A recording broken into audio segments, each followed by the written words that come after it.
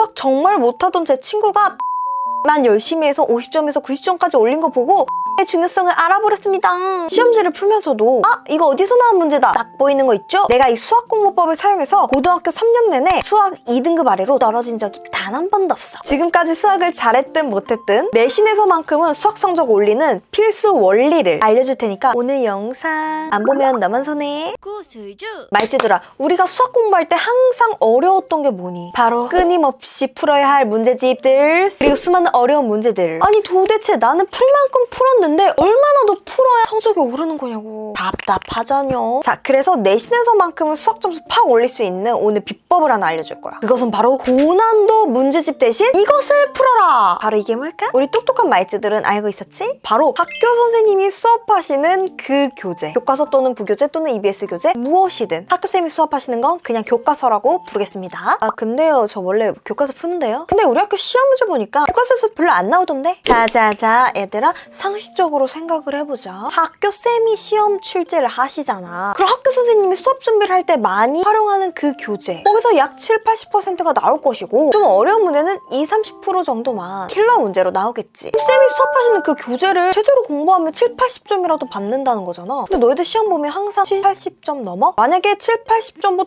아래다 그러면 학교 선생님이 수업하시는 그 교과서나 부교재 제대로 공부를 안 해가지고 번역 문제를 못 알아챈 거야. 단순히 교과서 한두 번 푸는 건 no. 지금부터 교과서 제대로 푸시는 법 알려줄게.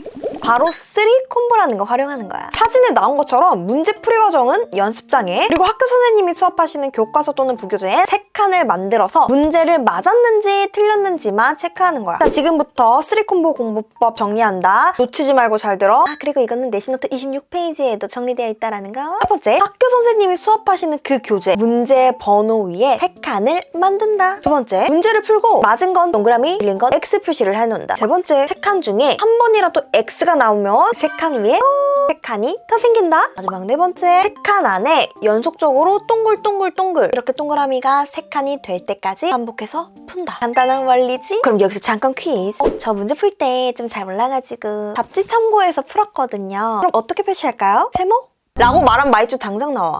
당연히 X입니다. 답지를 보고 푼 것도 엄연히 틀린 거예요. 자, 그래서 학교 선생님이 수업하시는 교과서 또는 부교재 모두 이렇게 3콤보 하시면 되겠습니다. 개인적으로 푸는 문제집은 3콤보 안 해도 돼. 왜냐? 그 교과서만 3콤보 하기에도 시간이 없어. 자, 여기까지만 하면 너희들 일단 3등급 확보. 시험지 딱 받으면 시험지를 풀면서도 이거 어디서 나온 문제다 딱 보이는 거 있죠? 그렇게 10번 교과서를 푸니까 이게 몇 쪽 몇 번인지도 알게 될 정도예요. 이렇게 댓글 달아준 이 친구처럼 되는 거야. 그래서 D-Day 3주차부터는 개인적으로 풀고 있었던 문제집은 잠시 접고 학교쌤이 수업하시는 그 교재를 3콤보 하는데 집중해줘야 돼. 그러면 교과서나 부교재에서 나오지 않는 고난도 문제는 어떻게 하죠? 물론 킬러 문제가 있지. 근데 솔직히 내가 말할게. 킬러 문제는 사실 내신 대비 3, 4주 가지고 맞힐 수 있는 그런 게 아니야. 방학 때부터 쭉 다져온 그 실력을 시험하는 문제가 바로 킬러 문제라고. 왜냐? 1, 2등급 받는 친구들한테는 그냥 교과서 부교재는 기본이거든. 근데 만약에 다 교과서 부교재 이런 데서만 나오면 1, 2등급 다 100점 맞으면 어떡해? 그렇게 문제를 출제할 수는 없잖아. 그 1, 2등급 애들을 쪼개놓으려고 킬러 문제를 내는 거야. 한 2, 3개 정도? 근데 말주들아, 모든 문제를 어렵게 낼 수가 없는 게 학교쌤은 학생 점수의 평균이라는 걸 맞춰야 돼. 그러니까 선생님이 수업한 그 교재에서 변형 문제를 낼 수밖에 없다라는 거야. 근데 내가 그 변형 문제가 교과서 변형 문제인지 완벽히 알아맞히려면 3콤보로 완벽히 도전할,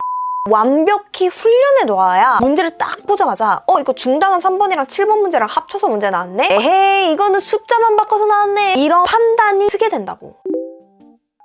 그래서 너희들이 3콤보를 하면 진짜 깜짝 놀라는 게 시험 문제를 풀 때 너희들 항상 시간이 부족하잖아. 3콤보 제대로 해주면 시간이 부족하지가 않아. 왜냐? 문제를 보자마자 어떻게 접근해야 되는지가 바로 팍 나오거든. 근데 말주들아, 너희 반 전교 1, 2등도 교과서 어려운 문제 다 있어. 교과서라고 쉬우니까 얕보면 안 돼. 나도 수학 내신 1, 2등급을 놓치지 않았음에도 불구하고 교과서 문제 중에 어려운 문제들은 15번, 18번 이렇게 푼 문제들도 꽤나 많아. 그렇게 훈련을 하니까 1, 2등급이 계속 나온 거지. 오늘 풀고 틀리면 내일 또 풀고, 또 틀리면 또 풀고 그냥 계속 마칠 때까지 계속 반복. 근데 말주들아, 하루 안에 다 푸는 게 아니라 오늘 풀었으면은 좀 기억이 가물가물해질 내일 정도에 틀린 문제 한 번씩 더 풀고 이런 식으로 텀을 둬야 된다. 알았지? 자, 이렇게 학교 선생님 수업하는 교재를 이런 식으로 공부하면 틀린 문제 제외하고 변형 문제들은 다 맞힐 수 있는 거잖아. 근데 저는요, 수학에서 실수를 너무 많이 해가지고 계산 실수, 맨날 플러스 마이너스 실수. 그래서 말이지, 실수를 줄이는 시험 푸는 비법에 대해서 내가 진즉에 이 영상을 찍어놓은 게 있다. 아직도 안 봤으면 그거 무조건 봐라. 안 보면 너만 손해다. 그럼 3콤보는 언제 시작해요? 내신 디데이 4주부터 시작하면 그 전에는 각자 갖고 있는 문제집 많이 풀어. 근데요, 저는 완전 수학 노베이스예요. 이런 친구들은 교과서 3콤보 디데이 5주차부터 시작하도록. 알겠지?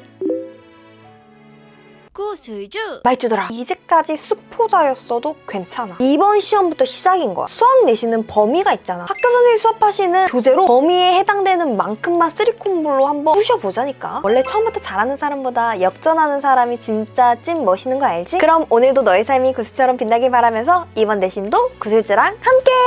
안녕!